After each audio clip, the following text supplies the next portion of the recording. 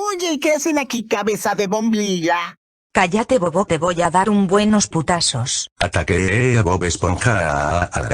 No, no, no, no, no, no, no, no, no, no, no, no. Ja ja ja ja ja ja ja ja ja ja ja ja ja, se ven graciosos de Bob Esponja. Lo voy a llamar duenos para que los castiguen por pendejos de mierdas. Hola, doctor Dómido, que me pegó a mí por Giga, Doc y Caroline, por favor, castigarlos.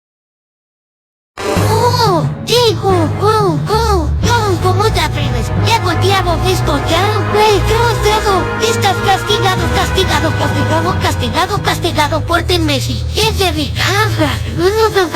Wow, Caroline, ¿cómo te atreves a golpear a Bob Esponja? Ya es suficiente, estás castigada, castigada, castigada, castigada, castigada por 10 meses. Cama punta.